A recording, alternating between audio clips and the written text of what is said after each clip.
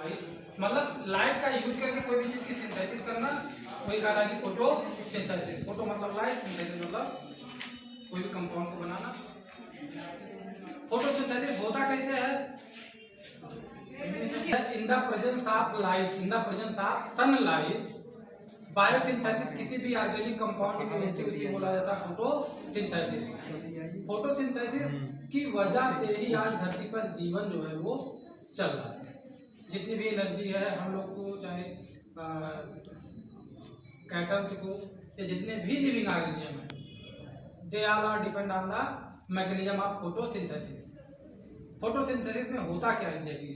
Photosynthesis में carbon dioxide gas, water molecule in the presence of sunlight, गवाही गवाही किसकी किसकी होगी?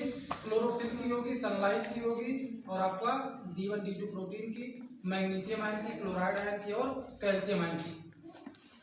उन इतने लोगों की प्रेजेंस में आपका कार्बोहाइड्रेट की सिंथेसिस होती है जिसे बोलते हैं हेक्सोज। हेक्सोज में C6H12O6 plus oxygen molecule release. आपको ये चीज ये भी ज्ञात हो कि water is a stable molecule, that's why 75% of water are present on the earth.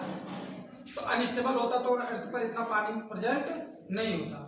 It means कि ऑक्सीजन का बैलेंसिंग पूरा है ना, दोनों तरफ ऑक्सीजन हाइड्रोजन एटम लगे हुए हैं उसके, एक एक बॉन्ड होता है।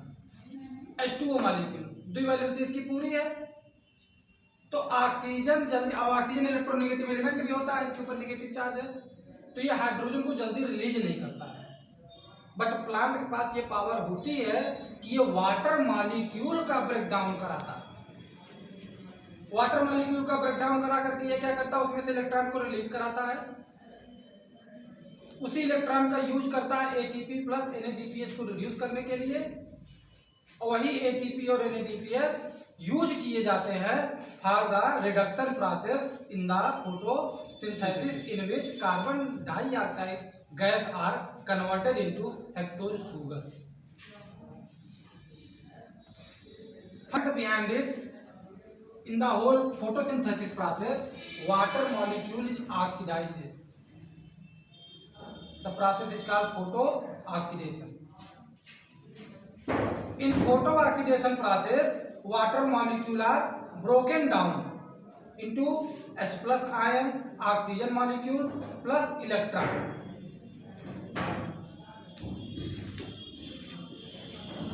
And the whole process is called photooxidation or photolysis of water. Water molecule, sunlight, irradiant हुई in the presence of chlorophyll, chlorophyll का D1 D2 प्रोटीन, ठीक, D1 D2 प्रोटीन के साथ में chloride ion, manganese Mn2 plus calcium ion. Water का breakdown हुआ। Water का breakdown जब होता तो आपको पता है कि दो वाटर मॉलिक्यूल है, तो उसमें से 4 इलेक्ट्रॉन रिलीज होंगे plus 4 H plus 2 plus 1 oxygen molecule O2 के। यही जो इलेक्ट्रॉन रिलीज हुआ, इसी इलेक्ट्रॉन का यूज करता है प्लांट जेड स्कीम के थ्रू। अब देखो इसमें भी है कि फोटो सिस्टम कितने टाइप के होते हैं। तो फोटो सिस्टम में एंटीना कॉम्प्लेक्स क्या होता है, कैरोटिनॉइड क्या होता है, लाइट एब्जॉर्प्शन भी एक साइंस है अपने। लाइट एब्जॉर्प्शन एक साइंस कैसे है कि आपको पता है कि सनलाइट में से infrared, gamma rays, UV rays, ठीक, ढेर सारी अलग अलग डिफरेंट वेवलेंथ की लाइट जो होती है वो रिलीज होती है। उनमें विजिबल स्पेक्ट्रा पाया जाता है जो 400 से 700 नैनोमीटर वेवलेंथ की लाइट होती है। इसी रेंज में जितने भी लिविंग ऑर्गेनिज्म है, हम लोग भी 400 से 700 नैनोमीटर की लाइट को ही देख सकते हैं, और प्लांट भी 400 से 700 नैनोमीटर की लाइट को ही एब्जॉर्ब करते हैं। आप देखिए तो गाजर जो होता है वो लाल लाल दिखता है, उसमें कैरोटिनॉइड भरा होता है, बीटा कैरोटीन, इसीलिए वो कैसा दिखता है? लाल लाल दिखता है। हमको पत्तियां जो होती है वो ग्रीन दिखती है, एग्जैक्टली तो ग्रीन कलर का तो एब्जॉर्ब नहीं करता, बट ब्लू स्पेक्ट्रा में एब्जॉर्ब करता है। दैट्स व्हाई हमको पूरी धरती पे देखो जितने भी प्लांट कैसे दिखते हैं, ग्रीन ग्रीन दिखते हैं। एब्जॉर्ब करता है रेड वेवलेंथ की लाइट, बट ब्लू रीजन में करता है, इसलिए हमको ब्लू कलर दिखाई देता है। तो आपको पता है कि जो क्लोरोफिल इसमें यूज हो रहा है, क्लोरोफिल देख रहे हो ना, क्लोरोफिल जो ऑक्सीडेशन करवा रहा है, ये क्लोरोफिल भी दो टाइप के होते हैं, दो क्या डिफरेंट टाइप के होते हैं। क्लोरोफिल के अंदर फोटो सिस्टम जो होते हैं वो दो टाइप के होते हैं। इनकी डिस्कवरी कैसे हुई थी? तो सबसे पहले आपको मैंने रेड ड्रॉप एक्सपेरिमेंट पढ़ाया था, इन्हांसमेंट इफेक्ट बताया था। रेड ड्रॉप एक्सपेरिमेंट में क्या किया गया था, उन्होंने रेड लाइट को रेडिएट किया पिगमेंट पे, तो रेड रीजन में जाकर के वो क्या हुआ, ड्रॉप हुआ। उसके बाद रेड रीजन के बाद आप और लाइट उस पर रेडिएट किए तो क्या हुआ, एब्जॉर्ब नहीं कर पाए। फोटो सिस्टम सेकंड और फर्स्ट जो क्लोरोफिल के होते हैं, इनकी भी डिस्कवरी हुई थी। कैसे पता चला था? आपको पता है, एंगलमैन ने किया था। पहले रेड लाइट इरेडिएट किए, थोड़ी फोटोसिंथेसिस हुई, फार इरेडिएट किए, थोड़ी सिंथेसिस हुई, और उसका जब दोनों को मिला दिए तो अचानक से फोटोसिंथेसिस क्या हुआ, इंक्रीज हो गया ना, इन्हांसमेंट इफेक्ट नजर आया था वहां पे। जी सर। तो ये पता चला कि भैया ऐसा है, क्लोरोफिल में दो फोटो सिस्टम, दो पिगमेंट सिस्टम प्रेजेंट होते हैं, जो एक रेड लाइट को ऑब्जर्व करता है, दूसरा की फार रेड लाइट को ऑब्जर्व करता है। जो रेड लाइट को ऑब्जर्व करता है वो P680 680 नैनोमीटर वेवलेंथ की लाइट को ऑब्जर्व करता है। Photo system first second P680 बोला गया उसको, और जो 700 फार रेड रीजन 700, तो फोटो सिस्टम फर्स्ट बोला। इलेक्ट्रॉन इसमें से जो रिलीज होता था, ऐसा सोचा गया कि जो मैग्नीज आयन प्रेजेंट होता है वही क्या करता है, उसमें मैंने बताया था ना, S0 state, S1, S2, S3, S4 state. तो S2 स्टेट में क्या करता है, इलेक्ट्रॉन का ट्रांसफर करता है। इलेक्ट्रॉन ट्रांसफर कहाँ पे किसको करेगा, फोटो सिस्टम सेकंड को करता है। इलेक्ट्रॉन कैरी कौन करता है? तो आपको मैंने बताया था D1 प्रोटीन का सीक्वेंस होता है, YZ प्रोटीन, जो इलेक्ट्रॉन को कैरी करवाता है, वहां से ट्रैवल कराता है फोटो सिस्टम सेकंड के एरिया तक। डिफरेंट टाइप के आपने देखा होगा कि मैंने पढ़ाया था फोटो क्लोरोफिल के बारे में। क्लोरोफिल ए, क्लोरोफिल बी मैंने बताया था यूनिवर्सल है, C, D, E ये सब भी पाए जाते हैं। तो डिफरेंट टाइप के क्लोरोफिल, तो डिफरेंट टाइप का फंक्शन भी था उनको देखे थे। जैसे रेड एलगी है, क्लोरोफिल डी पाया जा रहा था, ब्राउन एलगी थी ना, ब्लू कलर साइनोबैक्टीरिया में। तो डिफरेंट टाइप के अगर पिगमेंट पाए जाते हैं तो उनका डिफरेंट फंक्शन भी है, डिफरेंट वेवलेंथ की लाइट को ऑब्जर्व करते हैं। इसी को क्या बोला गया था, जो डिफरेंट वेवलेंथ की लाइट को ऑब्जर्व करते हैं। प्लांट ने अपने आप को डिवाइड किया है, प्लांट अलग अलग ऑर्गेनिज्म, अलग अलग एलगी, अलग अलग वेवलेंथ की लाइट को ऑब्जर्व करते हैं कंपटीशन को अवॉइड करने के लिए। इसलिए डिफरेंट टाइप की क्लोरोफिल पाई जा रही थी। नहीं तो अगर एक वेवलेंथ की लाइट सब ऑब्जर्व करेंगे तो आपस में कंपीट करेंगे, तो इससे क्या होगी, ग्रोथ कंप्रोमाइज होगी।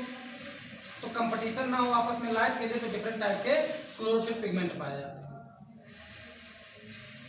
इनके साथ में आपको मैंने बताया था कि कैरोटीनॉइड प्रेजेंट होते हैं, फाइकोबिलिन्स प्रेजेंट होते हैं, एंटीना कॉम्प्लेक्स है, LSC प्रोटीन है, आपने देखा होगा।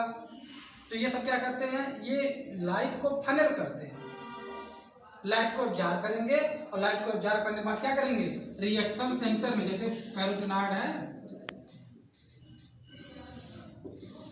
और क्लोरोफिल है, बी है, और उसके बाद फिर फाइकोबिलिन्स है, ये सब क्या करेंगे, लाइट को एब्जॉर्ब करेंगे, लाइट रेडिएट होगी इन पर, और ये क्या करेंगे, रिएक्शन सेंटर में उसी लाइट को क्या करेंगे, अप्रोप्रिएट वेवलेंथ की लाइट को क्या करेंगे, ट्रांसफर कर देंगे रिएक्शन सेंटर में। तो रिएक्शन सेंटर में तो वाटर का ऑक्सीडेशन होगा, वाटर टूटेगा। तो वाटर का ब्रेकडाउन होने के लिए आपको मैंने बताया ना कि एसेसरी पिगमेंट पाए जाते हैं। एसेसरी पिगमेंट का काम क्या है, जो भी लाइट इरेडिएट हो रही है लीव्स पर, उस लाइट को फनल करना, उस लाइट एनर्जी को क्या करना, फनल करना टुवर्ड्स द रिएक्शन सेंटर। इसीलिए इनको बोला जाता है एसेसरी पिगमेंट। ये जो एसेसरी पिगमेंट होते हैं, ये हेल्प करते हैं, लाइट को ट्रांसफर करते हैं कहां पर, रिएक्शन सेंटर। और रिएक्शन सेंटर के अंदर आपको पता है ये कौन प्रेजेंट है, फोटो सिस्टम सेकंड प्रेजेंट है। फोटो सिस्टम फर्स्ट प्रेजेंट है। तो यहां पर फोटोलिसिस होगी, फोटोलिसिस हुई, इसी इलेक्ट्रॉन को, इसी ये जो इलेक्ट्रॉन रिलीज हुआ है, इसी इलेक्ट्रॉन को यूज किया जाएगा। आपको बताना डायरेक्टली तो सिंथेसिस होती नहीं एक सोच की, photosynthesis is a redox reaction. इसने यहाँ फोटोसिंथेसिस क्या है, रेडॉक्स रिएक्शन। रेडॉक्स रिएक्शन में क्या होगा, फोटोसिंथेसिस के ऑक्सीडेशन होगा प्लस रिडक्शन होगा, तभी ऑक्सीडेशन स्टेट चल रहा है। वाटर मॉलिक्यूल का ब्रेकडाउन हुआ, आपको ये कॉन्सेप्ट समझ में आ गया? हाँ, इसमें से इलेक्ट्रॉन निकले रिलीज हुआ, ये समझ में आ गया। इसी इलेक्ट्रॉन को मैंने बताया था ना, Mn2 प्लस क्या करेगा, अपने जो H2 स्टेट होता है उसमें क्या करेगा, फोटो सिस्टम सेकेंड, या इसको बोल सकते हैं P680 को इलेक्ट्रॉन क्या करेगा, ट्रांसफर कर देगा। जब ये इलेक्ट्रॉन पाएगा, इलेक्ट्रॉन को एब्जॉर्ब करेगा, तो कहां चला जाएगा, अपने excited state. Photo system second कहां चला जाएगा, अपने एक्साइटेड स्टेट। इलेक्ट्रॉन कैलकुलेशन तो खुद के लिए कर नहीं रहा है, इलेक्ट्रॉन का जो भी इलेक्ट्रॉन को रिलीज किया गया वाटर मॉलिक्यूल से, उसी इलेक्ट्रॉन को क्या करना है, यूज करना है। क्यों यूज करना है, ताकि एटीपी का और NADPH2 का फॉर्मेशन किया जा सके, उनको रिड्यूस किया जा सके।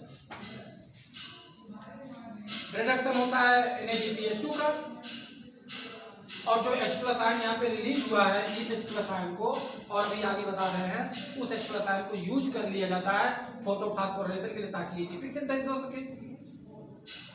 भाई NADPH2 और ATP दोनों की जरूरत पड़ती है ना CO2 में, CO2 का फिक्सेशन करने में।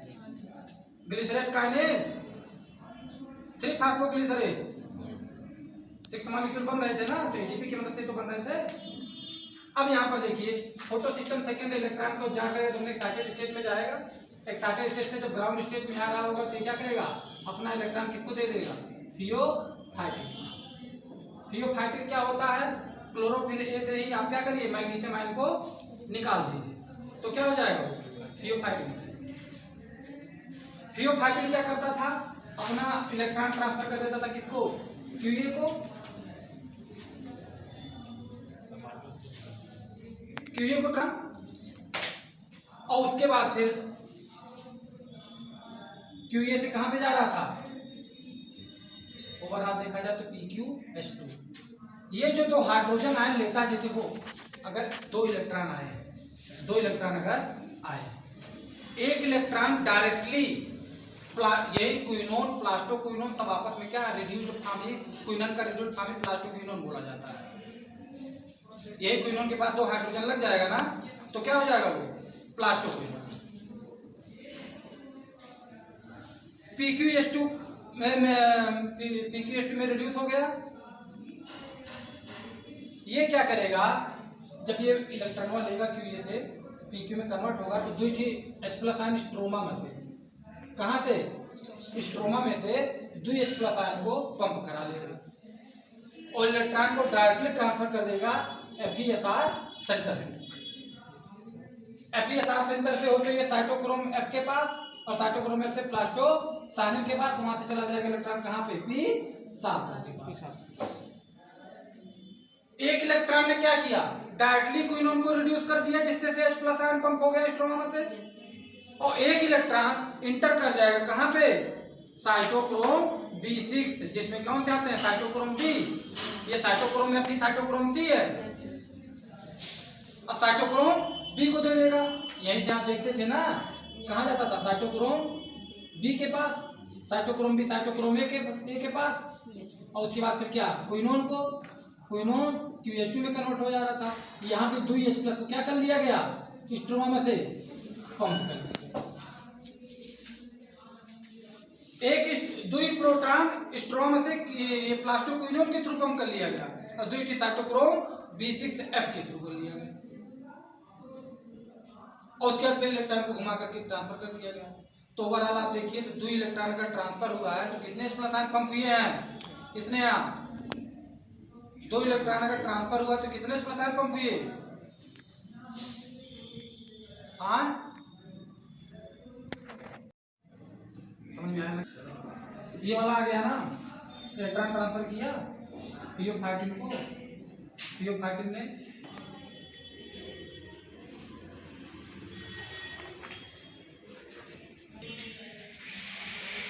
और stroma, both are the part of the chloroplast. ये chloroplast double membrane structure, chloroplast के अंदर जो होता है ग्रेना रीजन ऐसे स्टैक्ड रहता है।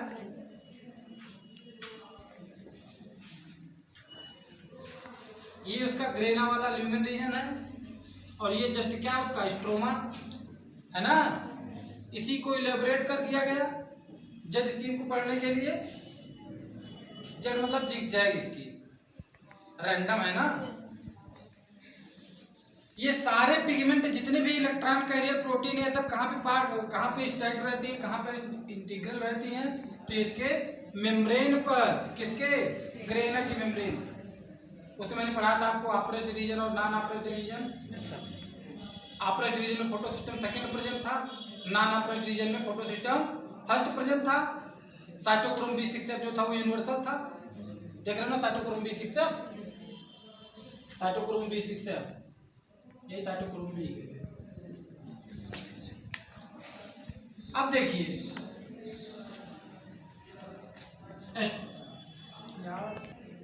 एसटीओ मॉलिक्यूल का क्या हुआ? ब्रेकडाउन। 4 इलेक्ट्रॉन निकले थे, 4 H+ निकला था, प्लस ऑक्सीजन मॉलिक्यूल निकला था। वटारो भैया इसका प्रेजेंट था सनलाइट, क्लोरोफिल, क्लोरोफिल का कौन सा? D1 D2 protein. हाँ, D1 D2 प्रोटीन में टायरोसिन रेजिड्यू प्रेजेंट होता है, वही ऑक्सीडाइज करता है। और उसके साथ में कौन होते हैं? Mn2+, chloride ion, calcium ion. इस इलेक्ट्रॉन को यहाँ से कैरी करवाएगा कौन? YZ protein. कौन कैरी कराएगा? YZ protein. और Mn2+ क्या करेगा? फोटो सिस्टम सेकंड तक पहुंचाएगा। ये पूरा पार्ट, ये पूरा फोटोलिसिस कहाँ हो रहा है? कंप्लीटली कहाँ पे हो रही है? ग्रेना के ल्यूमेन वाले रीजन में। अब इस इलेक्ट्रॉन को एक्सेप्ट करेगा photo system second. Photo system second electron को ऑब्जर्व किया, अपने एक्साइटेड स्टेट में गया। एक्साइटेड स्टेट में कोई मॉलिक्यूल आपको पता है ना कि जब अपने एक्साइटेड स्टेट में जाता तो फ्लोरिश करता है। ये अपने एक्साइटेड स्टेट में गए, ग्राउंड स्टेट में जब आएंगे रिटर्न तो अपना इलेक्ट्रॉन किसको दे देंगे? CO13 को। CO13 कुछ और नहीं है, ये क्लोरोफिल है। क्लोरोफिल में से मैग्नीशियम आयन को रिमूव कर दो फोटो सिस्टम में से। CO13 क्या करेगा? क्विनोन को दे देगा। क्विनोन इलेक्ट्रॉन को लेकर के क्या हो जाएगा? रिड्यूस हो जाएगा और 2 H+ आयन को क्या करेगा? स्ट्रोमा से पंप करा देगा। 2 H+ को पंप करा करके अपना H+ कहाँ दे देगा? ल्यूमेन में ही भर देगा। और इलेक्ट्रॉन को उठा करके FeSR सेंटर में दे देगा। FeSR सेंटर से प्लास्टोसाइनिक। FeSR मतलब क्या होता है? Risky iron sulphur protein. क्या होता है FeSR मतलब? Risky iron sulphur protein. FeSR centre से प्लास्टोसाइनिक से तो इलेक्ट्रॉन चला गया, 2 इलेक्ट्रॉन आए थे, एक इलेक्ट्रॉन ऐसे डायरेक्टली दे दिया, दूसरा का इलेक्ट्रॉन इंटर, एक इलेक्ट्रॉन तो चला गया FeSR सेंटर के पास, जिसको आप साइटोक्रोम F भी बोलते हो।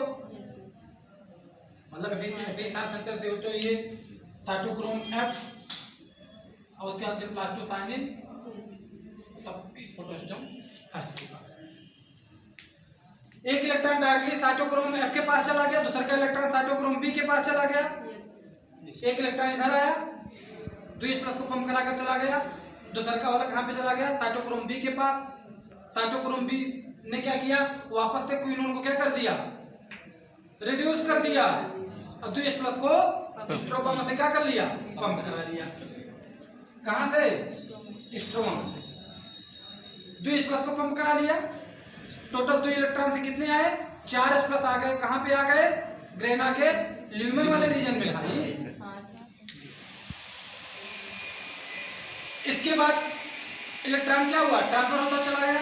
इसीलिए आप पढ़े थे क्यू साइकिल में फर्स्ट PQS2 और सेकंड PQS2। फर्स्ट PQ_H2 मतलब यही पहला वाला इलेक्ट्रॉन आया है, क्विनोन को रिड्यूस किया पर प्लास्टो क्विनोन में चला गया डायरेक्टली, तो दूसरे के QH2 साइकिल में Q साइकिल में एंटर कर रहा था साइटोक्रोम B6 के साथ। यहाँ से ये इलेक्ट्रॉन को क्या करेगा, ट्रांसफर तो करेगा, यहाँ भी 2 इलेक्ट्रॉन को बुला लेगा, तो 2 इलेक्ट्रॉन ट्रांसफर करने में 4H+ को ल्यूमेन में पंप कर लिए स्ट्रोमा में। इलेक्ट्रॉन पहुंच गया प्लास्टोसाइनिन के थ्रू कहाँ पे, फोटो सिस्टम फर्स्ट के पास। प्लास्टोसाइनिन मतलब पता है ना, मैंने बताया था कॉपर कंटेनिंग पिगमेंट होता है, इलेक्ट्रॉन ट्रांसफर करता है, last electron accepted from photo system second कौन है, plastocyanin, and it transfer electron to the photo system first. Photo system first electron को ऑब्जर्व करेगा, कहां पहुंचाएगा, अपने एक्साइटेड स्टेट में। एक्साइटेड स्टेट में वो क्या करेगा, ए कॉम्प्लेक्स प्रोटीन को क्या करेगा, अपना इलेक्ट्रॉन ट्रांसफर करता चला जाएगा। ए कॉम्प्लेक्स क्या करेगा, आयरन सल्फर सेंटर को दे देगा, आयरन सल्फर प्रोटीन को, FeSA FeSB, वहां से हो तो ये कहां पे चला जाएगा, फेरेडाक्सिन फ्लैवोप्रोटीन NADP reductase FD-FNR, फेरेडाक्सिन फ्लैवोप्रोटीन NADP reductase, इसका नाम है FNR का, क्या नाम है, फ्लैवोप्रोटीन NADP reductase FNR। Yes, overall दोनों को कंबाइन करके देखोगे, फेरेडाक्सिन फ्लैवोप्रोटीन NADP रिडक्टेज, ये लास्ट एक्सेप्टर हो किसका, लास्ट एक्सेप्टर होता है इलेक्ट्रॉन का फोटो सिस्टम फर्स्ट। और यही देख रहे हो ना, स्ट्रोमा है ये, ग्रेना वाला 3 रीजन खत्म हो गया ना जी। फोटो सिस्टम फर्स्ट मैंने बताया था, नॉन ऑपरेटिव रीजन ऊपर होगा ना, तो एकदम टिप पर देख रहे हो। FD-FNR क्या है, मोबाइल कैरियर है, इलेक्ट्रॉन मोबाइल इलेक्ट्रॉन कैरियर है, और ये क्या करेगा, NADP+ को रिड्यूस कर देगा NADPH2। Half of the work done, half of the work done, but ATP are not synthesized through this process and the photophosphorylation does not happen till now. Only NADPH2 are reduced, but in the whole scenario आप यहाँ पे ये देखते हो कि water molecule break down हुआ तो H+ ion का कंसंट्रेशन बढ़ा, कहाँ बढ़ा, ल्यूमेन में। H+ का आयन का कंसंट्रेशन बढ़ा, ऊपर से इलेक्ट्रॉनों ट्रांसफर कर रहे थे तो स्ट्रोमा से 2H+ को एक इलेक्ट्रॉन भेजे, 2H+ बुला लिए, फिर एक इलेक्ट्रॉन भेजे, 2H+ बुला लिए। धीरे धीरे क्या होगा, स्ट्रोमा का pH डाउन होता जाएगा, क्या होगा, स्ट्रोमा का pH डाउन होता जाएगा, और ल्यूमेन का pH इंक्रीज होता जाएगा, ल्यूमेन का pH इंक्रीज होता जाएगा। तो प्रोटॉन मोटिव फोर्स आपको पता है यहीं पर कौन लगे थे, जैसे photo system first, photo system second, cytochrome B6, plastocyanin, ढेर सारे प्रोटीन लगे हैं, वहीं पर कौन लगे होते हैं, ATP synthetase, chloroplast F0 F1 protein, CFO0 CF1, और एनिमल माइटोकॉन्ड्रियम बोला जाता है F0 F1, catalytic site of ATP synthesis. When H+ concentration increases, an electrochemical gradient is generated between the two membrane sites, एक ग्रेना वाली side, दूसरी की stroma वाली side. इसको एक्सपेरिमेंटली प्रूव किया गया था। इन्होंने क्या किया कि 4 pH पे एक बफर को लिए, उसका बफर मेंटेन किए, उसको रखे 4 pH पे, और उसमें थाइरोइड क्लोरोप्लास्ट थाइरोइड को डाल दिए 4 pH पे। अचानक से pH 8 कर दिए, क्लोरोप्लास्ट के अंदर कितना था, 4 pH था, 8 pH पे ट्रांसफर कर दिए, और ADP और PI को डाल दिए। अरे भाई सब एक्सपेरिमेंटली प्रूवन है कि फोटोफॉस्फोरिलेशन या इलेक्ट्रोकेमिकल ग्रेडिएंट जनरेट कैसे होता है। तो पहले 4 pH पे रखा गया थाइरोइड ल्यूमेन को, क्लोरोप्लास्ट के निकाल करके निष्कासन करके उनको रखा गया, और उसके बाद उसको अचानक से 8 pH में रखा गया। तो क्या हुआ, pH में डिफरेंस आया ल्यूमेन में और बाहर वाले आउटसाइड एनवायरनमेंट में, और फटाफट देखिए धड़ाधड़ ADP से ATP बन गया ढेर सारी मात्रा में। तब पता चला कि भैया ये जो 4 पीएच था पहले, इसको 8 पीएच में रखे जब, तो अंदर वाला पीएच 4 था, थालकार्ड ल्यूमेन के अंदर वाला, बाहर वाला कितना था, 8 पीएच था। दोनों के पीएच में डिफरेंस आया, प्रोटॉन मोटिव फोर्स के रूप में क्या हुआ, बैलेंस किया गया H+ आयन को, और बैलेंस करने के दौरान क्या किया गया, एडीपी को एटीपी में कन्वर्ट कर दिया गया। इसी को बोलते हैं डेल्टा पी। क्या बोला जाता है, change in proton motive force is equal to delta E minus 59 millivolt. एक प्रोटॉन आयन से कितना इलेक्ट्रोकेमिकल, एक प्रोटॉन से कितना इलेक्ट्रोकेमिकल जनरेट होता है, 15 मिलीवोल्ट, 59 का, कितना का, 59 मिलीवोल्ट का। इतने सारे H+ आयन पंप कर लिए गए तो एक इलेक्ट्रोकेमिकल ग्रेडियंट जनरेट हुआ, किसके किसके बीच में, H+ आयन के बीच, ग्रेना के लैमेली वाले रीजन ल्यूमेन से, और स्ट्रोमा के बीच में। यहाँ का पीएच इंक्रीज हुआ और यहाँ का पीएच डिक्रीज हुआ। जब एक इलेक्ट्रोकेमिकल ग्रेडियंट जनरेट हुआ तो मेम्ब्रेन के बीच में क्या आया, इलेक्ट्रोकेमिकल ग्रेडियंट मतलब कि इलेक्ट्रो पोटेंशियल पावर जो होती है वो क्या हुई, जनरेट हुई। दोनों के पीएच में डिफरेंस होने की वजह से ज्यादा एसिडिक, कम एसिडिक, यस सर, तो एटीपी सिंथेटेज वहां पे क्या हुआ, एक्टिवेट। अब यहाँ पे ऐसे एक्टिव होता है, जैसे मान लो आपके घर में है कोई आदमी है और सोया हुआ है, लेकिन घर में जब एकदम में हल्ला मारा पीटी हो रही है, कितना आलसी रहेगा तो उठेगा नहीं, और उठेगा तो मालिक है क्या करेगा, चाचा पत तमाचा सब शाम, घर का माहौल इलेक्ट्रोकेमिकल क्या हुआ, बैलेंस, अब फिर गया सो गया। सेम तरीके से H+ कंसंट्रेशन ल्यूमेनोआ का बढ़ा और स्ट्रोमा का कम हुआ, तो कौन जगह है यहाँ पे, एटीपी, कौन हल्ला मचा रहा, अरे भैया H+ कंसंट्रेशन बढ़ा, जागोगे क्या करना, अरे एटीपी से एटीपी बनाओ, अरे एटीपी का ना क्या करोगे, अरे रतियम खाना बनाना भाई, ये सब सोचते रहोगे। तो कंसंट्रेशन को बढ़ा दिए, अरे टूटा तो बढ़ा, इलेक्ट्रॉन ट्रांसफर कर रहे थे ना, तो चुप्पे चुप्पे 4H+ को करा रहे थे। तो चमत्कार है ना, लोग चमत्कार में विश्वास नहीं करते। एटीपी सिंथेटेज, यहाँ पे कौन पंप लगे हुए हैं, एटीपी सिंथेटेज। H+ को क्या करना शुरू कर दिए, स्ट्रोमा रीजन में पंप करना शुरू किए, और इसमें से जो ऊर्जा निकली वही ऊर्जा को एडीपी प्लस पीआई को कन्वर्ट कर दिए किसमें, एटीपी में। तो दिन भर ये प्रोसेस चली, इसीलिए इसको बोलते हैं light reaction in the presence of sunlight. कौन गवाही दे रहा है, सनलाइट। सनलाइट में ही इतनी पावर होती है।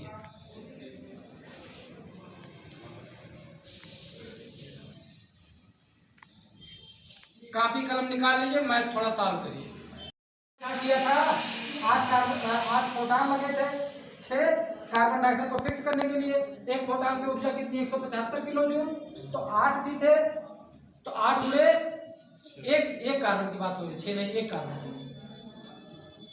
तो 8 गुणे 6 गुणे 175, टोटल कितना ऊर्जा निकल करके आया, 2016 किलो कैलोरी एक हेक्सोज के शुगर के सिंथेसिस के लिए। एक हेक्सोज के लिए कितना लगा, 2016।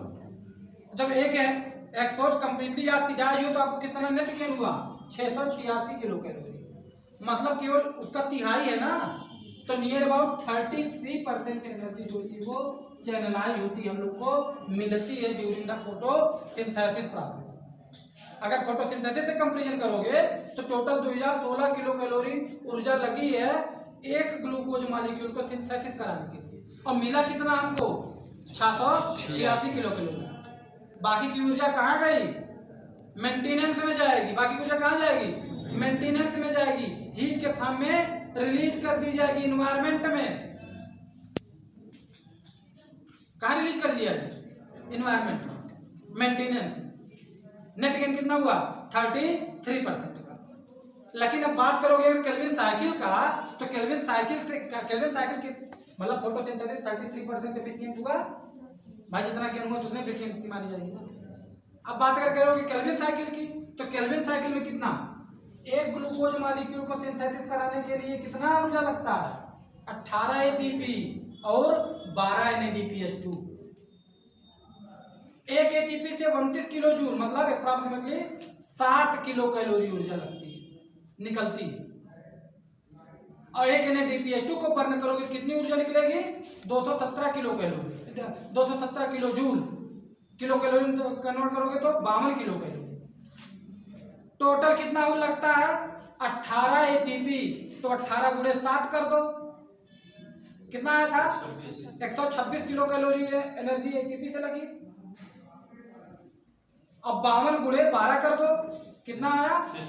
624। देख रहे हो टोटल एनर्जी ग्लूकोज को सिंथेसिस कराने के लिए किसकी लग रही है? 75%। किसकी लग रही है? NADPH2 से ऊर्जा आ रही है। Yes sir. एटीपी से नहीं आ रही। कहां से आ रही है? NADPH2 से आ रही है। ये 126 लेकर खड़े हो, कितना लेकर खड़ा है? 624 लेकर खड़ा है। अरे कितना? 126। मतलब 75-80% ऊर्जा कहां से आ रही है? NADPH2 से। एक ग्लूकोज मॉलिक्यूल के सिंथेसिस कराने। टोटल कितनी ऊर्जा लगी एक ग्लूकोज को बनाने के लिए केल्विन साइकिल में? अरे भाई यही जो 2048 किलो कैलोरी किसके लिए लगा था? इन्हीं सब के बनाने के लिए ना। Yes sir. पेशेंट के फॉर्म में निकल गए थे जी। तब तो कार्बन डाइऑक्साइड का लेंगे रेशियो। सिंथेसिस कराने के लिए कितना लगा? कितना ऊर्जा लगा? केल्विन साइकिल की बात करोगे कितना लगा? तो केल्विन साइकिल ने 750 किलो कैलोरी ऊर्जा खत्म किया एक ग्लूकोज मॉलिक्यूल मतलब 6 कार्बन डाइऑक्साइड को फिक्स करने के लिए। समझ में आ रहा है आंकड़ा? नहीं आ रहा? आ रहा है जी सर। तनिको दिक्कत हो तो बताओ। साइकिल में 750 किलो कैलोरी ऊर्जा लगी और नेट गेन आपको कितना हुआ?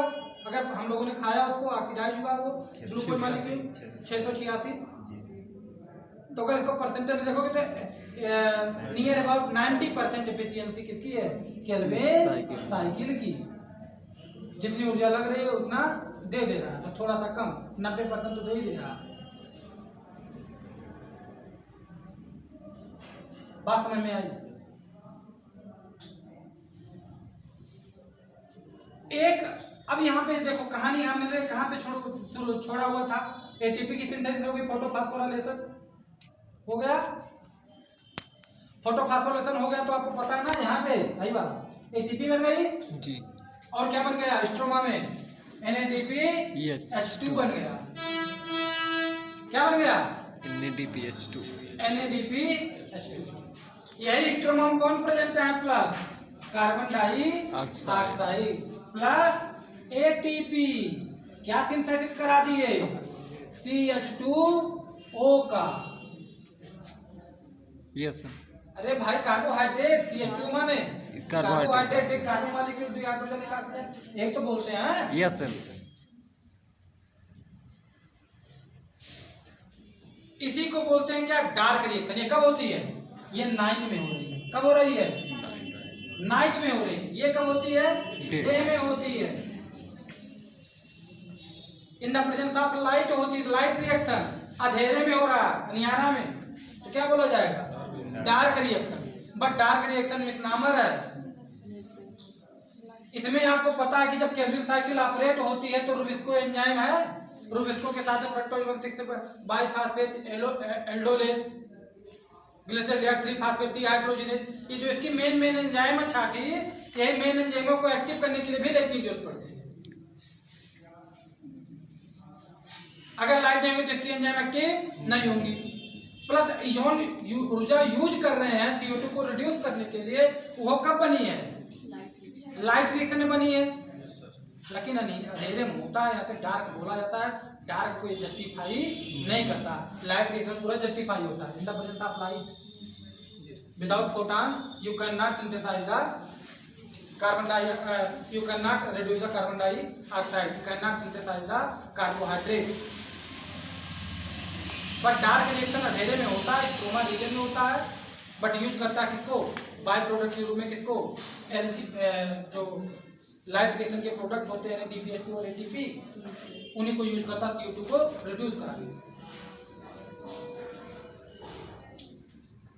केल्विन साइकिल में अगर आप देखिए तो RuBp 5 कार्बन मॉलिक्यूल था, रुबिस्को एंजाइम क्या कर रहा था, CO2 को ऐड करा दे रहा था।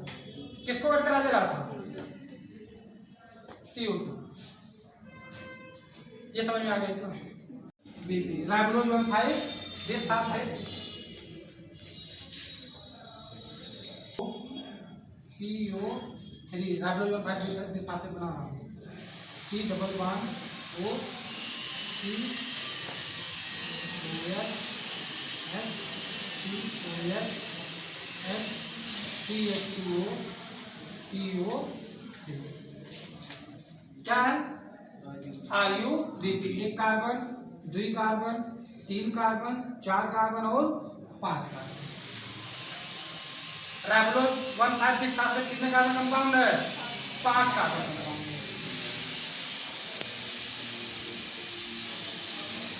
सबसे पहला स्टेप C3 साइकिल का क्या होता है, सबसे पहला स्टेप होता है कार्बोक्सिलेशन का। क्या होता है, कार्बोक्सिलेशन।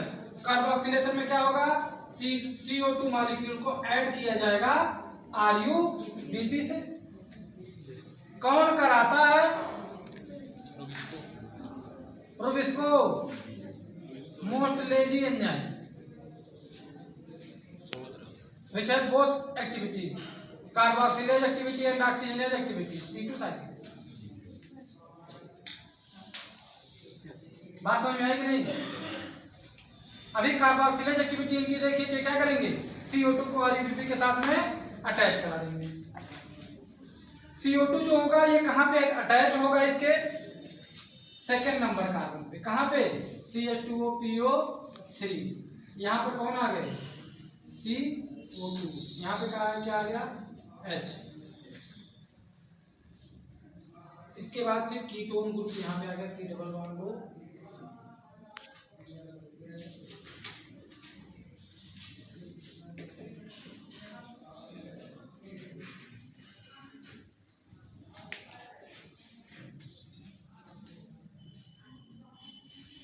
इसका नाम अगर रखेंगे आप तो क्या होगा, ये 2 carboxy, 1 carbon, 2 carbon, 3 carbon, 4 carbon और 5 कार्बन ना। Yes sir. 2 carboxy 3 ketone. Yes sir. 2 carboxy 3 ketone arabinitol 1,5 phosphate है ना। Yes sir. 1,5 bisphosphate 3 carboxy 2। Yes sir. 2 keto, keto group. Yes sir. 3 carboxy 2 keto 1,5 bisphosphate.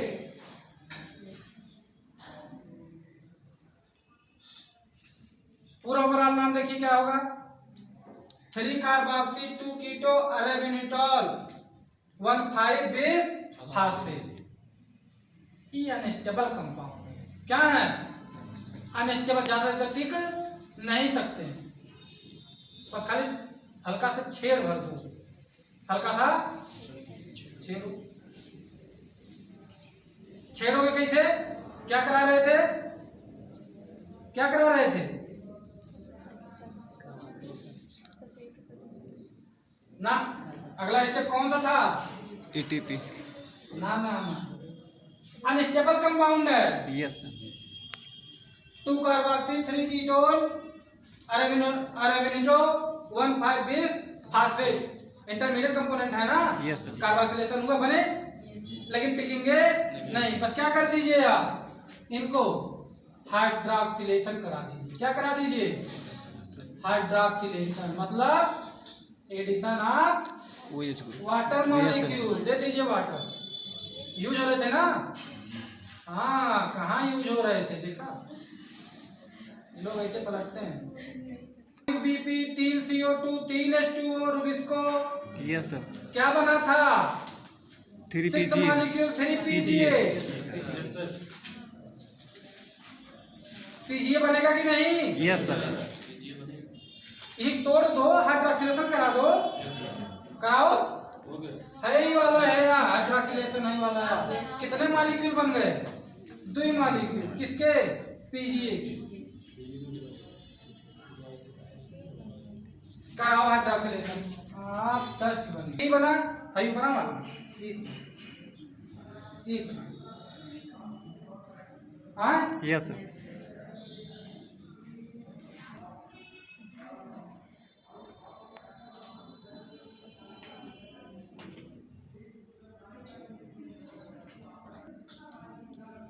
जितनी बार प्लांट फिजियोलॉजी पढ़ाएंगे अलग अलग तरीके से पढ़ाएंगे। कल कहोगे पढ़ाने के लिए, कल और अलग पढ़ाएंगे। हाँ तो क्वालिफाई करोगे, पूरा देंगे तब पैसे होंगे, है कि नहीं? CO2 फिक्सेशन होगा ना, होगा कि नहीं होगा? ये बात तो नहीं झुठला सकते। CO2 का फिक्सेशन होगा, ग्लिसरॉल 3 फास्फेट बनेगा। अब बना रहे ग्लिसरॉल 3 फास्फेट। सबसे पहला स्टेप कौन सा था? कार्बोक्सिलेशन का स्टेप होता है। ईमानदारी से दिल पे हाथ रख के बोलना, सही सही कार्बोक्सिलेशन था ना? हाँ नहीं पता लगा, याद है ना? कार्बोक्सिलेशन होगा पहला स्टेप, रुबिस्को एंजाइम। RUBP अपना पहचान खो दिए। RUBP बैठे थे, रुबिस्को क्या कर रहे हो? बैठे हैं, चलो घुमा लाए। नहीं टाइम लगा दोगे। अरे कुछ नहीं, टाइम घुमा के टाला के ले आ रहे हैं, इसमें ध्यान देना। तो RUBP बैठे हुए थे ना, तो रुबिस्को का क्या कर रहे हो? कहें कि बैठे हैं खाली, तो खाली बैठे हो तो चलो टाला ला, पाँच समय लगा दोगे। अरे कुछ नहीं समय लगेगा भाई, फायदा होगा तुम्हारा। कहें कैसा फायदा? अरे भाई तुम्हारे गांव भर का फायदा होगा, गांव भर का फायदा होगा। कहें हाँ कैसे? अरे खाना मिलेगा सबको, तुमको भी मिलेगा। तारीफ भी कहा, अरे हमको खाना की जरूरत का, हमको मालिक्यूल है। अरे कहा माइटोकॉन्ड्रिया, क्लोरोप्लास्ट, DNA तो है। मीठा मीठा आम नहीं बनेगा, आम बनेगा। हाँ आम बनेगा, अगला प्रोजनी बनेगा। दूसरा एक आम के पेड़ से दूसरे के आम एक पेड़ बनेगा, इतना फायदा हो। हाँ चलो क्या करना है? कुछ नहीं, तुम खाली बैठे रहना, बाकी काम मैं करूँ। रुबिस्को पकड़े और लाए CO2 को, बुला लिए, कहाँ से ले लिए? इन्वायरमेंट से। कौन छोड़ा? एनिमल। कौन छोड़ा? CO2 के इन्वायरमेंट से बुला लिया, RUBP को पकड़ लिए। प्रोसेस कहाँ पे होगी? स्ट्रोमा में, स्ट्रोमा थायरोइड में। तो RUBP बोले अब तो हम बदल गए। बोले बिल्कुल बदल गए, लेकिन चिंता मत करो, बदले हैं तो वादा करते हैं कि वापस देंगे। तो आपको पता है ना, रिजनरेशन आखिरी स्टेप क्या है? इज्जत के साथ अब्बा वापस किए जाएंगे। किसके साथ? इज्जत के साथ। रुबिस्को ने RUBP को लिया, CO2 को एनवायरमेंट से लिया, और RUBP कन्वर्ट कर देंगे किसमें? 2 carboxy 3 ketone, arabino 1,5,20 phosphate, arabino 1,5,20 phosphate. This is the actual intermediate product, but not stable product. Immediately तुरंत है। वाटर मॉलिक्यूल खड़े पानी पिलाने के लिए, थक गए ना। RUBP रिएक्ट किया, CO2 के साथ में कार्बोक्सिलेशन हुआ, ऐड हो गए, पहचान खो हो गई। क्या हो गए? प्यासे। पानी पिला दिया गया, तुरंत क्या हो गए? स्टेबल हो गए। स्टेबल होकर के ऊपर वाला इथेनॉल। अरे भाई CO2 यहाँ फिक्स हुआ, यहाँ फिक्स हुआ।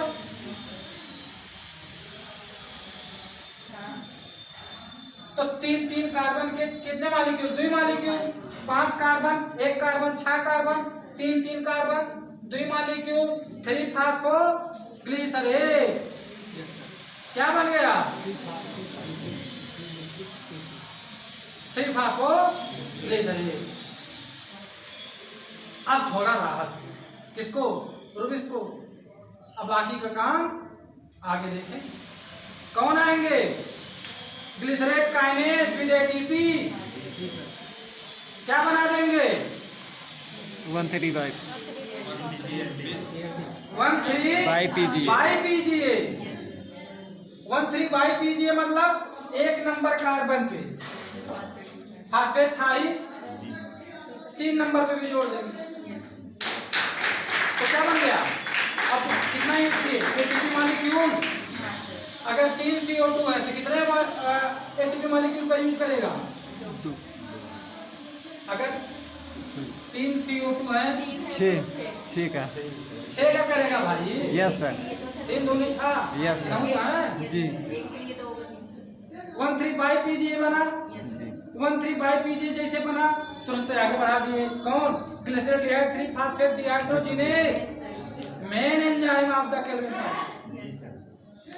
एक्टिवेट कब होती है जब लाइट पड़ती है तब। एक ना तो डार्क रिएक्शन है केल्विन साइकिल इनमें नामर है। 1,3/Pg का फॉर्मेशन हुआ। अरे यहाँ से देख लो भाई ये था 3-फॉस्फो ग्लिसरेट। तो इसको ग्लिसरेट काइनेज में क्या किया एटीपी की मदद से ग्लिसरेट काइनेज एटीपी का यूज करके क्या बना दिया 1,3-bis फॉस्फोग्लिसरिक एसिड 1,3-BPGA। और यहीं पर 3-फॉस्फो ग्लिसरॉल्डिहाइड PgALD 3-फॉस्फोग्लिसरॉल्डिहाइड डिहाइड्रोजिनेज क्या एंजाइम डिहाइड्रोजिनेज क्या यूज करेगी NADPH2 का। किसका कहाँ से आया NADPH2 ये कहाँ से आया है डे हाँ लाइट रिएक्शन कहाँ से आया है कहाँ से आया है लाइट रिएक्शन से लाइट रिएक्शन से ना।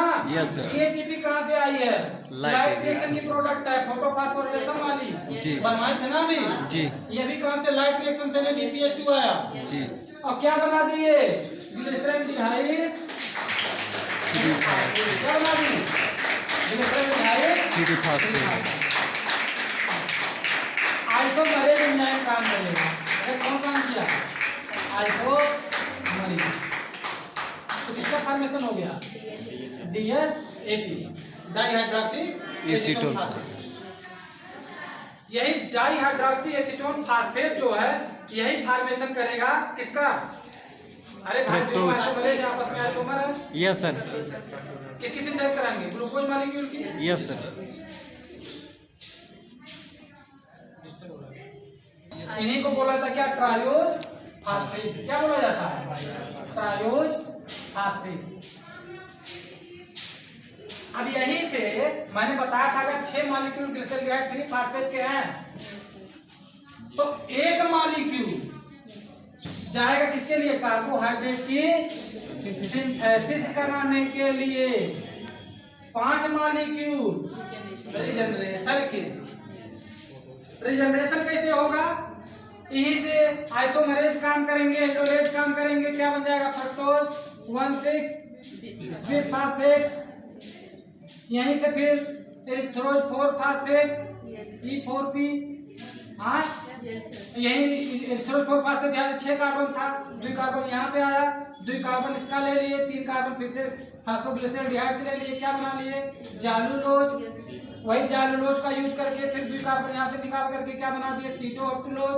कुल मिला करके अंत में किसका जालूलोज का किसका जालूलोज 5-फॉस्फेट हाँ यस सर या राइबोज 5-फॉस्फेट। अरे भाई 7 कार्बन सीटोऑक्टेलोज होता ना 3 कार्बन हुआ से लेगा कितना हो गया 10 कार्बन हो गया। यस सर तो 10 कार्बन 5-5 कार्बन के दोनों कंपोनेंट बना देगा। यस या तो 2 जाइलो 2 राइबोज या तो 1 जाइलो 1 ठीक ribose. Yes sir 5-5 carbon 2 molecule बनाएगा। जी और इन्हीं पर क्या करेंगी एंजाइम काम करेंगी। कौन सी एंजाइम लास्ट वाली थी नहीं ग्लिसराइड काइनेज लास्ट में रिडक्टेज कोई है ना। Yes isomerase. हाँ सर तो पेंटोज फॉस्फेट पाथवे के थ्रू या तो रीजनरेशन हो जाएगा रुबिस्को का या तो फिर राइबोज पे कौन काम करेंगी आइसोमरेज। अब फॉर्मेशन लास्ट में लाकर के किसको कर दिया जाएगा RUBP। RUBP मतलब अगर 6 मॉलिक्यूल फॉर्मेशन हुआ है किसका ग्लिसरॉल्डिहाइड 3-फॉस्फेट का तो उसमें से 5 मॉलिक्यूल चले जाएंगे रिजनरेशन के लिए, एक मॉलिक्यूल खाली सिंथेसाइज होगा। प्लांट का पूरा फोकस होता है किस पे? किसी भी तरीके से कहीं से भी कोई भी स्टेप मिला करके क्या पूरा कराना, रिजनरेशन करा लेना, ताकि नेक्स्ट मॉलिक्यूल CO2 का आए बाइंड।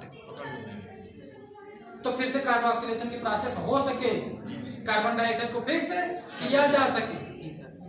तो पेंटोज फास्फेट पाथवे से बुला लिया जाएगा जाइलोज को, उसके थ्रू सिंथेसाइज कर लिया जाएगा। राइबोज की सिंथेसिस हुई है उसके थ्रू कर लिया जाएगा।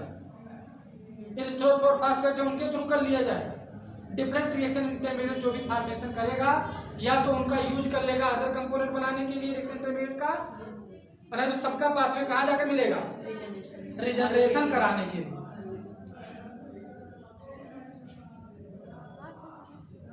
बात समझ में आ गई? तो इस तरीके से C3 साइकिल जो होती है वो ऑपरेट होती है। और C3 साइकिल ऑपरेट करने का मेन मकसद क्या है? कार्बन डाइऑक्साइड का रिडक्शन कराना। किसके लिए? खाना बनाने के लिए, कार्बोहाइड्रेट की बायो सिंथेसिस कराने के लिए।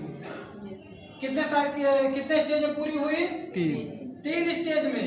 पहला कार्बोक्सिलेशन हाई का हो रहा है, डायपीजीएस 3 फास्फेट जो बन रहा है क्या है? रिडक्शन फेज है। रिडक्शन फेज में ही कार्बोहाइड्रेट की सिंथेसिस हो रही है। जब रिडक्शन हो गया, सिंथेसिस हो गई, तो फिर क्या कर लिया गया? रिजनरेट कर लिया गया। फिर से वापस से RBP का फॉर्मेशन कर लिया गया। क्यों कर लिया गया? ताकि वापस से CO2 को फिक्स किया जा सके। तो साइकिल इस तरीके से ऑपरेट होती रहती है, कार्बोहाइड्रेट की सिंथेसिस होती रहती है। केल्विन साइकिल का महत्व क्या है? इसको C3 साइकिल क्यों बोला जाता है? C3 साइकिल क्यों बोला जाता है? क्योंकि एक्टिव स्टेबल प्रोडक्ट इसका glycerol 3 phosphate 3 carbon, triose sugar, कितने कार्बन कंपाउंड है? 3 कार्बन कंपाउंड है। तो नाम क्या पड़ गया? C3 cycle. केल्विन मेंशन ने ढूंढा था, बनाया था, उसको डिस्कवर किया, नंबर पर उनके नाम के ऊपर साइकिल रख दी गई। Yes sir. कहाँ पे होती है? स्ट्रोमा में होती है। 60 में देखिए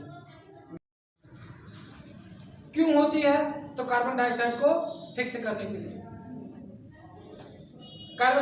केल्विन साइकिल 3 स्टेज में होती है। पहला कार्बोक्सिलेशन, जिसमें क्या होता है? CO2 मॉलिक्यूल को रुबिस्को के थ्रू RBP को क्या किया जाता है? कन्वर्ट किया जाता है फास्फोग्लिसरेट में। दूसरा रिडक्शन फेज आता है, जिसमें BPGA को कन्वर्ट किया जाता है ग्लिसरॉल 3 फास्फेट में। 3 कार्बन कंपाउंड है C3 साइकिल, और उसी के थ्रू क्या किया जाता है? शुगर या कार्बोहाइड्रेट की सिंथेसिस की जाती है। एक ट्रायल फास्फेट जो बना हुआ है, ट्रायल शुगर जो होगा, ये क्या कर लिया जाएगा? साइटोप्लाज्म में ट्रांसफर कर लिया जाएगा। और वहीं पर क्या कर लिया जाएगा? इंटर कन्वर्जन करा करके glucose, fructose, sucrose, starch, maltose, जो भी बना तुम बनाओ। अगर 6 मॉलिक्यूल बने हैं तो उसमें से 1 मॉलिक्यूल जाएगा सिंथेसिस कराने के लिए, 5 मॉलिक्यूल चले जाएंगे रिजनरेशन कराने के लिए RBP का। तो ये इंपॉर्टेंस होगा। मतलब देख रहे हो ओवरऑल क्या हुआ? कार्बन डाइऑक्साइड को फिक्स करके कार्बोहाइड्रेट बना भी लिया गया, RBP का रिजनरेशन भी करा लिया गया। और जब RBP का रिजनरेशन हो गया तो वापस से फिर से कार्बोक्सिलेशन होगा। प्रोसेस रिपीट होती रही जब तक कार्बन डाइऑक्साइड को फिक्स करना है। ये रिएक्शन कब होती है? रिएक्शन रात में होती है, इसीलिए बोलते हैं इसको डार्क रिएक्शन। और इसका क्या इंपॉर्टेंस है? का प्लांट की जितनी भी बायोसिंथेटिक रिएक्शन है, धरती पर जितना भी एनर्जी अवेलेबल है in the form of food, हम लोग खाना खाते हैं एनर्जी के लिए ना, वो सब कहाँ से आती है? ये C3 साइकिल से आती है। कहाँ पर होती है? तो प्लांट के कहाँ पे होगी? स्ट्रोमा वाले रीजन में। क्यों स्ट्रोमा में होती है?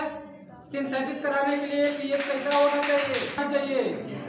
एसिडिक पीएच में सिंथेसिस नहीं होगी, एंजाइम को ब्लॉक करता है एसिडिक पीएच। अल्कलाइन पीएच क्या करता है? प्रमोट करता है। किसको? C3 साइकिल में जो एंजाइम लगती है उनको। तो अल्कलाइन पीएच कहाँ पे होता है? स्ट्रोमा में होता है। इसीलिए ये साइकिल कहाँ ऑपरेट होती है? स्ट्रोमा में आती है। केल्विन साइकिल खत्म। सब लोग मिलकर करते रहेंगे तो कार्बन डाइऑक्साइड का लेवल क्या होगा? डिक्रीज होगा ना। ऑक्सीजन कंसंट्रेशन बढ़ेगा। टॉपिक में पढ़ा carbon concentrating mechanism. C3 cycle, C4 cycle और कैम साइकिल क्यों आई, इसका एवोल्यूशन क्यों हुआ। C3 चलनी चाहिए थी ना सब में, लेकिन सब में C3 नहीं चलती है, कुछ में C4 साइकिल चलती है, कुछ में कैम साइकिल चलती है। और प्लांट में जो हाइड्रोफाइट होते हैं बाइकार्बोनेट के रूप में कार्बन को लेते हैं। तो ये बात आज की नहीं है। C4 मक्का आज का नहीं, गन्ना आज का नहीं है, एलोवेरा आज का नहीं है। करीब 350 लाख साल पहले 350 मिलियन ईयर,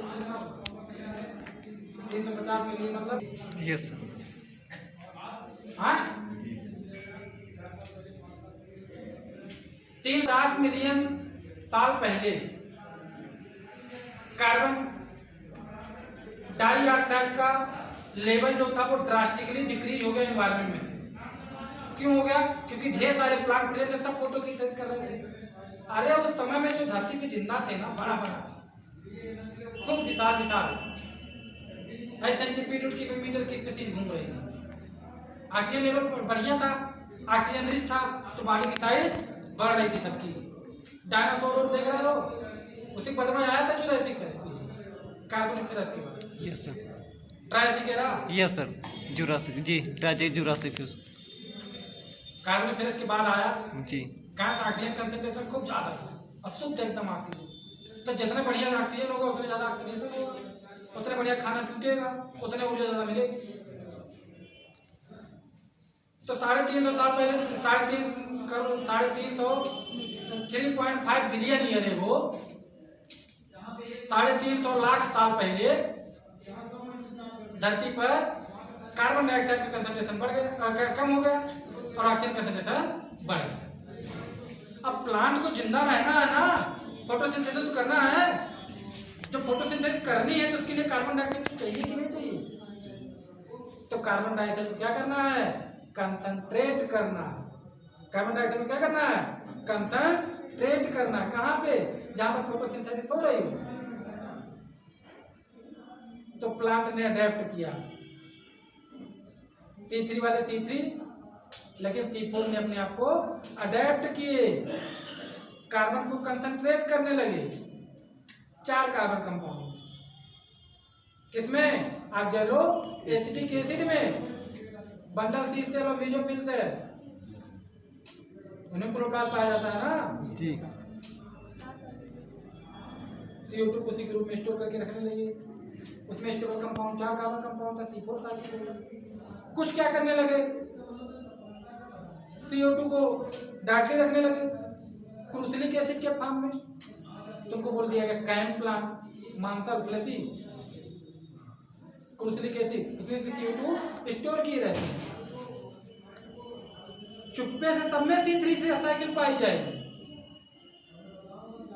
लेकिन कार्बन को कंसंट्रेट, पहले कार्बन डाइऑक्साइड होना तो चाहिए जिसको फिक्स करना है।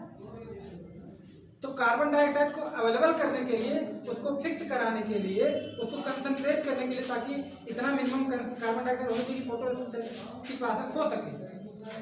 उस कार्बन डाइऑक्साइड को कंसंट्रेट करने के लिए प्लांट ने अडेप्ट किया क्या? C4 के फॉर्म में, कैम के फॉर्म में, हाइड्रोफाइट बाइकार्बोनेट के फॉर्म में।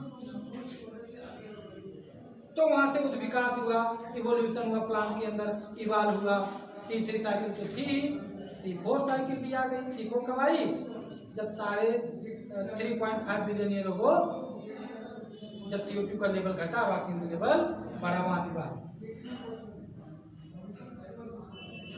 वहां पर आई आपकी C4 साइकिल, कैम साइकिल और बाइकार्बोनेट हाइड्रोफाइट प्लांट। तो इस तरीके से प्लांट क्या करते थे? CO2 के लेवल को कंसंट्रेट करते थे ताकि फोटोसिंथेसिस करा सके। CO2 नहीं होगा फोटोसिंथेसिस कैसे होगा? इसी को बोलते हैं कार्बन कंसंट्रेटिंग मैकेनिज्म। क्या बोला था? Carbon concentrating mechanism. कार्बन को कंसंट्रेट किया था for the photosynthesis because that time carbon was not available easily on the earth. The level of carbon dioxide was drastically decreased. That's why C4 cycle and CHEM cycle comes in the process of evolution. Plant adapted themselves to concentrate the carbon dioxide in their organism.